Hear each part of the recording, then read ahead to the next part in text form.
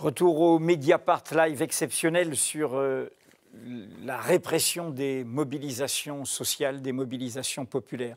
Nous terminons avec un penseur, un philosophe, Michael Fessel, qui enseigne la philosophie au cœur des élites de notre système éducatif, puisque c'est à l'école polytechnique.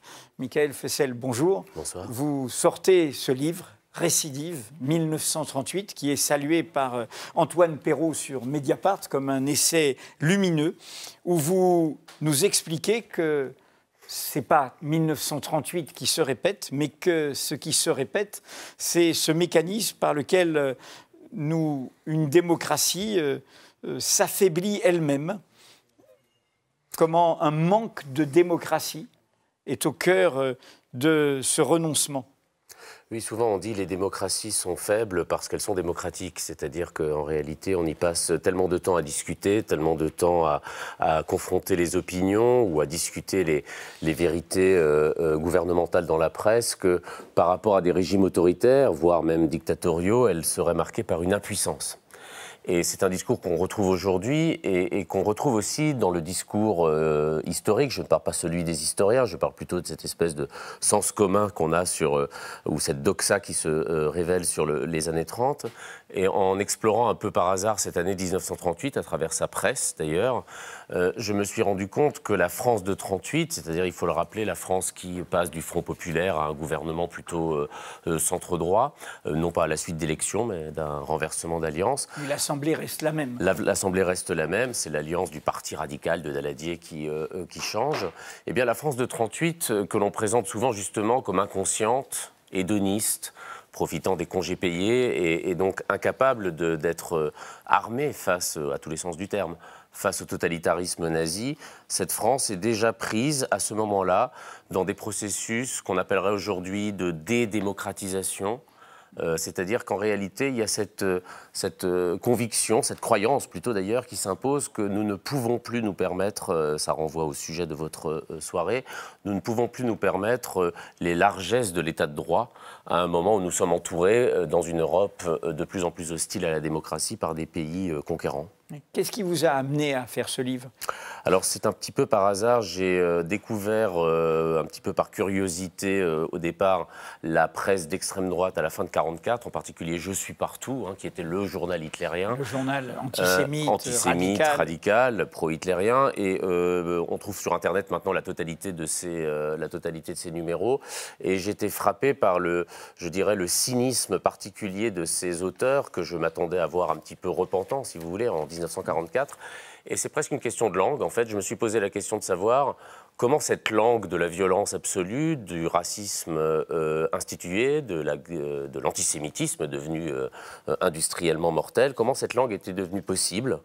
Et comme Je suis partout, le journal en question existait déjà dans les années 30, je suis tombé par une recherche en quelque sorte grammaticale, littéraire dans un sens, je suis tombé sur les numéros de Je suis partout de 38. Et à partir de là, j'ai exploré cette année allant de surprise en surprise. Oui. En même temps, c'est notre présent qui vous a convoqué. Vous écrivez « Je n'ai pas exploré 1938 en pensant à 1940, mais à 2018 et aux années qui la précèdent.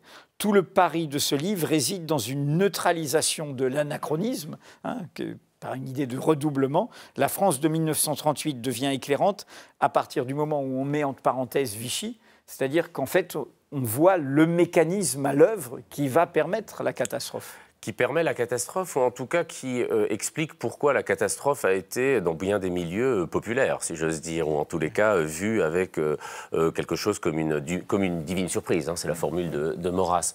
Alors justement, l'intérêt enfin, en tout cas, le préalable de regarder 38, non pas à travers 40, mais à partir de 2018, ou de notre présent, c'est que les partis fascistes, ou le mouvement fasciste en France, ne s'est pas imposé par les élections, il s'est imposé par la défaite militaire. Autrement dit, en 1938, on n'a pas affaire à un pays qui, dans ses couches profondes, je veux dire ses couches populaires, ou sa couche électorale, les citoyens, se fascisent. On a plutôt affaire, et c'est là où, évidemment, peut-être le parallèle devient jouable aujourd'hui, où nous ne sommes pourtant plus sous la menace, heureusement, d'un dictateur qui menace de nous envahir. Le parallèle devient possible parce qu'on a affaire à un pays qui, en réalité, renonce de plus en plus, me semble-t-il, à ce qui fait le sens même de la démocratie, tant au plan social d'ailleurs qu'au plan des principes du droit, et là pour le coup des questions, je dirais, liées au sécuritaire. Oui. En lisant votre livre, je pensais au fond à l'idée de presque un nouveau concept, mais qui est déjà présent dans différents ouvrages. Mais il y a eu des livres sur l'État nazi. Qu'est-ce que c'est qu'un État national-socialiste? Et au fond, en lisant votre livre, en préparer cette soirée, je me disais, au fond, nous menace, syntagme figé, hors histoire, un État vichiste. C'est quoi un État vichiste? Je rappelle juste, il n'y a eu qu'un préfet qui a démissionné, qu'un magistrat qui a démissionné. C'est un État, celui de 1938, qui s'habituait à toutes sortes de transgressions répressives d'une faible intensité démocratique et qui, du coup, n'a eu aucun problème à se glisser dans le moule de la collaboration. Alors certainement, si on parle disons, de la fonction publique, il y a eu des transitions extrêmement aisées. Moi, j'y étais moins sensible parce que, n'étant pas historien, je connais l'histoire, je sais ce que vous avez rappelé, c'est-à-dire qu'il y a eu très peu de hauts fonctionnaires pour se désolidariser de Vichy. Moi, la voie d'entrée dans 1938 ayant été pour moi celle de la presse, j'ai été surtout sensible dans une grande partie de la presse, y compris de la presse, bon, de la presse conservatrice, mais y compris de la presse, disons, populaire, on dirait aujourd'hui grand public, apolitique, par le fait que des manières de parler, une langue, encore une fois, des consécutions, l'idée qu'après tout, on ne peut plus se permettre d'accueillir des migrants, car il y a une crise migratoire à cette époque parce que nous sommes en crise économique, bon, des formes de raisonnement qui, effectivement, m'ont rendu un peu moins, je dirais, surprenante la fin de l'histoire, telle qu'on la connaît aujourd'hui, c'est-à-dire le fait que, malgré tout, et hélas, une grande partie de la presse, à des exceptions près, auxquelles je rends hommage, je te l'ai dit, mais une grande partie de la presse a pu sans problème passer, je dirais, de la République, de la Troisième République finissante à l'État vichiste. Oui, puisque une bonne partie de cette presse a collaboré. C'est pour ça que beaucoup de ces journaux, on ne les a pas retrouvés à la Libération et que même beaucoup des journalistes ont été interdits d'exercer après leur métier dans la presse, en tout cas d'information générale. Au fond, ce que vous nous dites, c'est que, et c'est quand même la résonance avec aujourd'hui, c'est y compris dans la responsabilité du débat public, des journalistes, c'est notre faible attention à l'intensité démocratique. À l'intensité démocratique et puis à l'intensité aussi d'une forme de violence verbale, enfin d'une sorte de facilité consistant évidemment à chercher des coupables qui à l'époque sont très clairement ou bien les juifs, ou bien les métèques, ou bien la classe ouvrière aussi, parce qu'évidemment on sort du Front populaire, donc on cherche des coupables à la crise économique. Le point commun entre 2018 et 1938, le point commun objectif, finalement le seul, mais à mon avis déterminant, y compris pour les questions qui nous réunissent ce soir, les questions de type sécuritaire, c'est que nous nous situons 10 ans après la crise systématique du capitalisme. Et ce qui est d'une crise, systématique du capitalisme, de 1929 et puis 2007 pour nous. Alors ce qui m'a paru extrêmement instructif, je dirais, quoique aussi un peu inquiétant, c'est de voir que cette crise, qui d'ailleurs n'est jamais évoqué dans la presse de 1938, ou alors sur un mode un peu, je dirais, mémoriel, hein, souvenons-nous quand même de 1929. Cette crise produit des effets.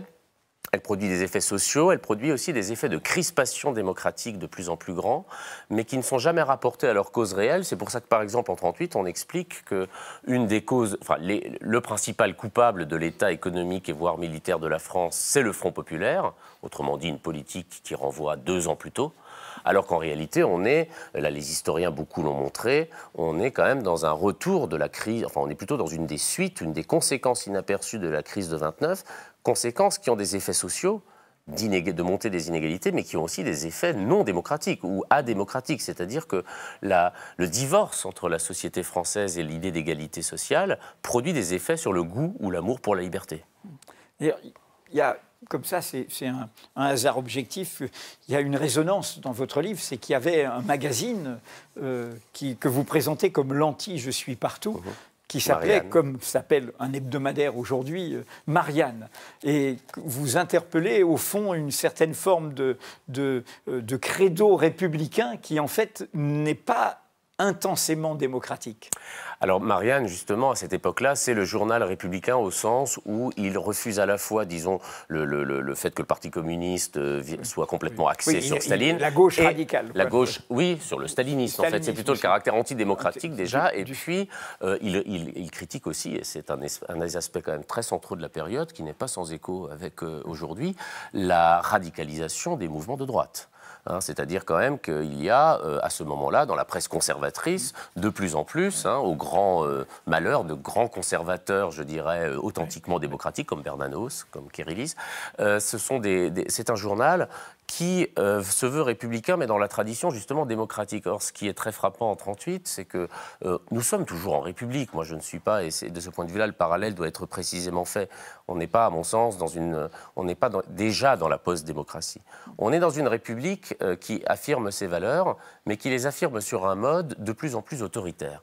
Et au fond, entre démocratie et République, il y a la nuance entre les valeurs habituelles, rappelées de manière, je dirais, quasiment cérémoniale, et puis l'effectivité de ce que sont nos libertés publiques. Et de ce point de vue-là, on peut être dans une république autoritaire, et c'est ce qui se passe en 1938, et je ne serais pas totalement éloigné de dire que c'est ce qui nous arrive depuis une dizaine d'années en France. Vous venez de le citer, l'Exergue, c'est un texte de Bernanos qui a rompu avec Maurras, qui venait de l'Action française et qui a été une figure ensuite. C'est la guerre d'Espagne et il est parti en exil sous Vichy. Enfin, c'est une figure de droite, y compris de la droite à la droite de la droite, qui s'est dressée contre la catastrophe au siècle dernier. Et le dernier membre de phrase de cet Exergue, c'est « Ce n'est pas nous qui revenons sur le passé ». C'est le passé qui menace de revenir sur nous. Oui, c'est intéressant parce qu'il écrit cette phrase dans les années 40 à propos des accords de Munich de 1938 et déjà réagissant à ce qui se dit visiblement à l'époque. Il est au Brésil, vous l'avez rappelé, en exil, il est parti en 1938 d'ailleurs. Ce qui se dit déjà à l'époque, c'est au fond pourquoi revenir sur ce passé douloureux, c'est-à-dire en l'occurrence celui où la France et l'Angleterre se sont en quelque sorte couchés, ou en tous les cas ont accepté la férule nazie, les accords de Munich. Pourquoi y revenir? Le monde est nouveau, nous sommes face à de nouveaux enjeux. Alors évidemment, aujourd'hui, quand on parle de retour des années 30, il y a une espèce d'équivoque consistant à dire finalement l'heure d'Internet et puis la mémoire encore de ces années, malgré tout, bien qu'elle soit de plus en plus érodée, fait que nous serions à l'abri d'un certain nombre de récidives, justement. Alors je crois que le problème n'est pas que le passé fait retour. Le problème, c'est que dans des situations de crise économique, sociale et politique, des tentations autoritaires ou des tentations, disons, de reprise en main du corps social par la voie autoritaire, ou alors de dilution des conflits politiques par la voie économique, par l'idée, au fond, d'une concurrence libre et non faussée, ces tentations existent et elles ne sont pas similaires à ce que nous avons vécu en 1938, mais néanmoins, il y a une sorte de lassitude démocratique venant parfois d'ailleurs des gouvernants eux-mêmes ou de la presse et je dirais une fascination pour les régimes ou pour les solutions simples des régimes autoritaires qui, à mon sens, sont des invariants de l'histoire contemporaine. Mais moi, j'irais presque plus loin, parce qu'il y a quelque chose de plus dérangeant, au bon sens du terme, dans votre livre.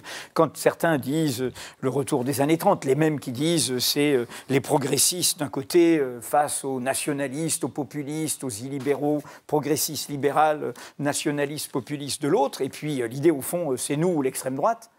Donc, quand on parle années 30, on dit la montée des extrêmes droites. Et au fond, le cas français que vous explorez n'est pas celui-là.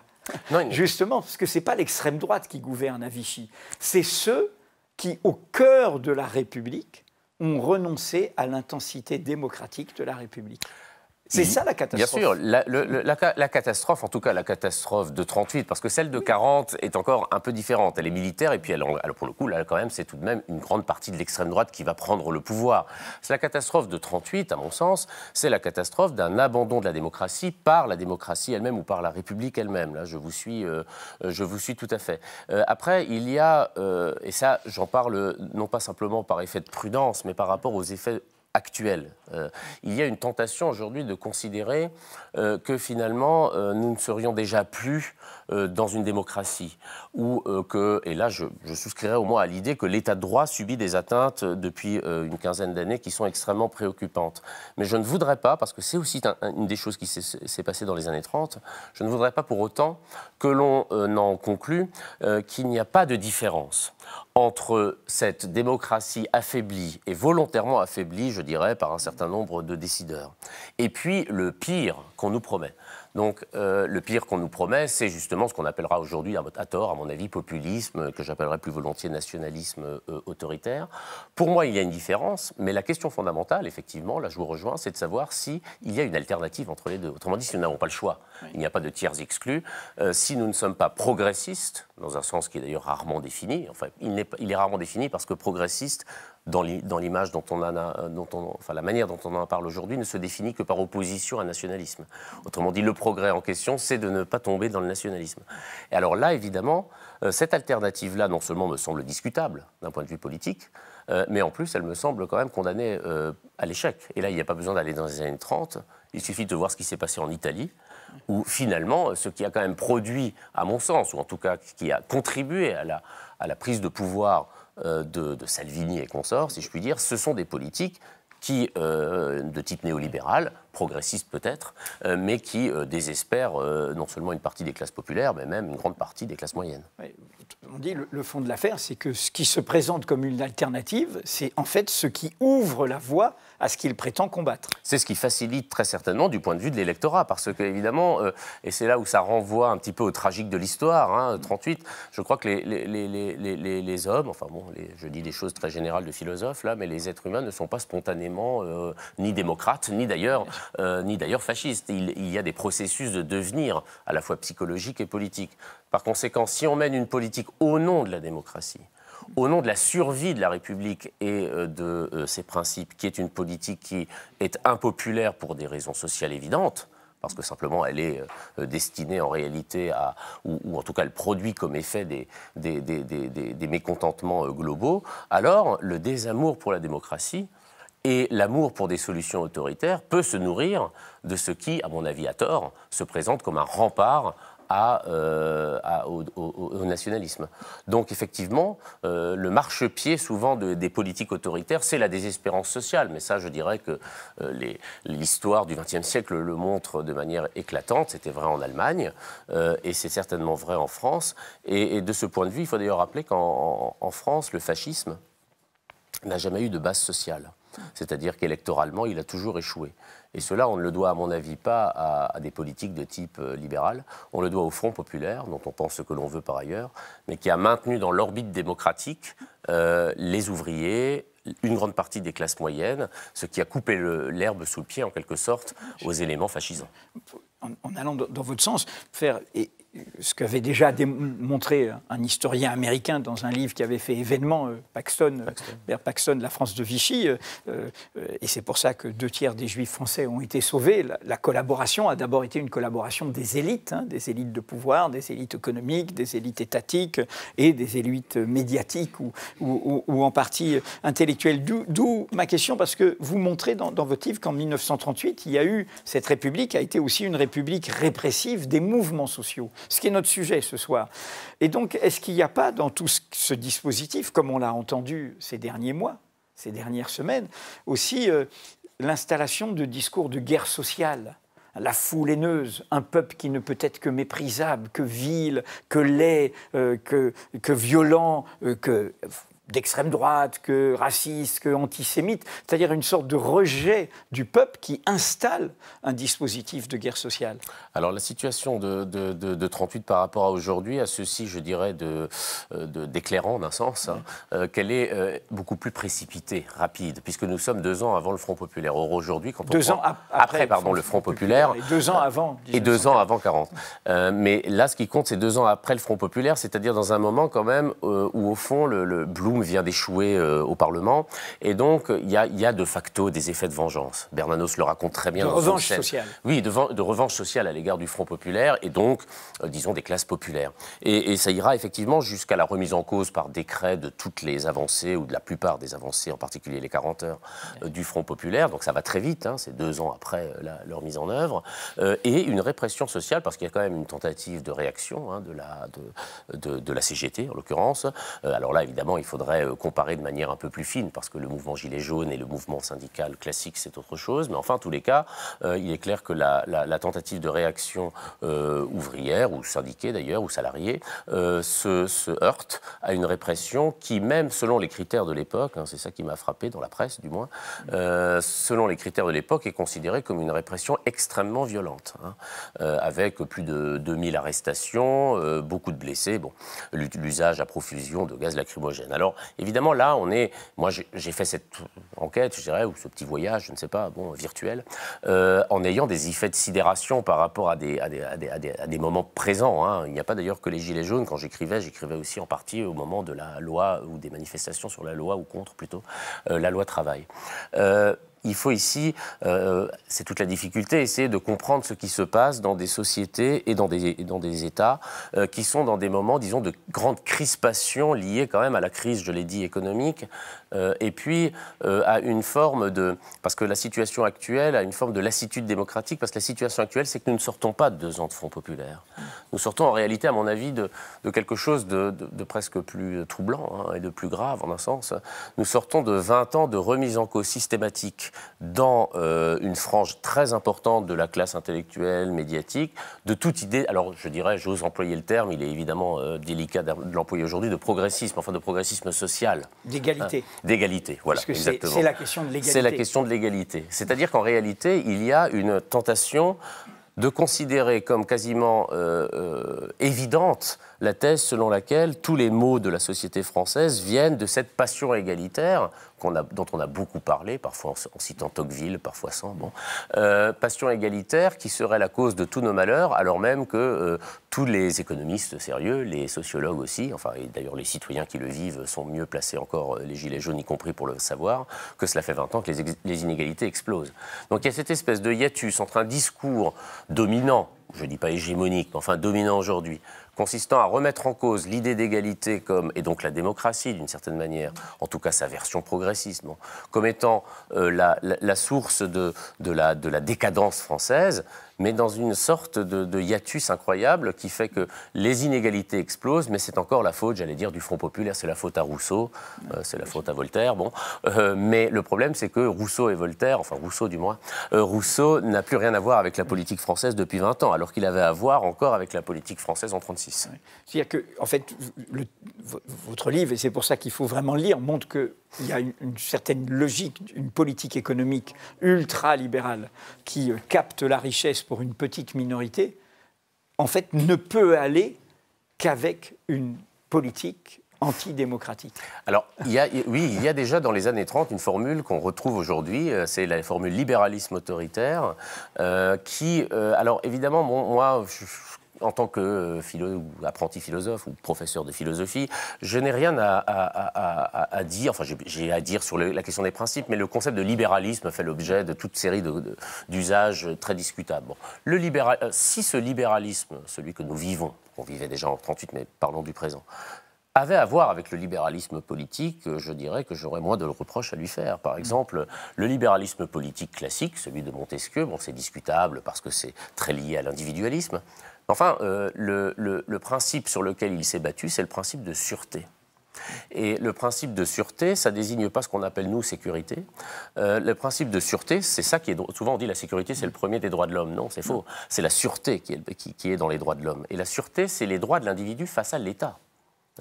Le principe libéral, je dirais classique, c'est quand même un principe élémentaire de méfiance, sinon de défiance à l'égard des institutions publiques. Ne pas être victime de l'arbitraire du pouvoir monarchique, de l'État. C'est la réaction aux lettres de cachet. Bien sûr. Et donc quand on dit la sûreté, et ça j'en suis d'accord, est un principe fondamental de toute démocratie, c'est un principe libéral, eh bien on ne parle pas de la même chose que lorsqu'on dit la sécurité, parce que la sécurité telle qu'on en parle aujourd'hui comme principe de légitimation de toutes les répressions policières, de toutes les transformations du code pénal, la sécurité, c'est le problème du rapport entre les citoyens, ou entre les individus de la société civile. Et là, l'État apparaît très vite, et de manière à mon avis un peu naïve, comme le garant de cette sécurité. Je ne voudrais pas qu'on sacrifie la sûreté à la sécurité, et c'est pour ça que libéralisme autoritaire, oui, mais libéralisme autoritaire en tant qu'il est finalement infidèle aussi au principe même du libéralisme, en tout cas de sa version politique. Ouais.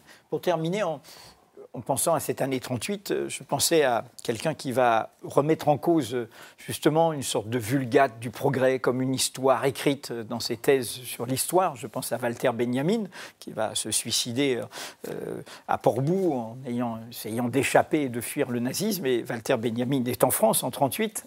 Et à cette époque-là, dans ses notes, il dit au fond la catastrophe, c'est pas ce qui est devant nous, c'est que tout continue comme avant.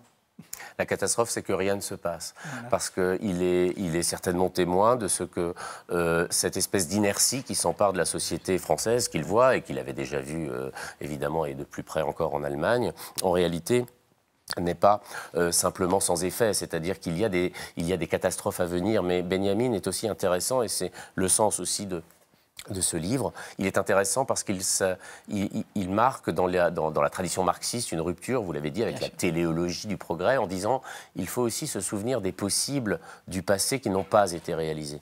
On peut actualiser les possibles du passé qui ne se sont pas actualisés à leur heure. Et d'une certaine manière, on a évoqué du journal Marianne, on a évoqué Bernanos, il y a des grandes figures, Blum évidemment, dans cette année-là, qui, quand on s'y intéresse, montrent que tout n'était pas écrit et que ce qui a été leur échec historique peut devenir peut-être notre, je dirais, victoire, ou en tout cas le maintien de notre avenir dans un cadre qui soit démocratique et un peu plus libre. La victoire des vaincus, c'est ce qu'on aime dire chez nous.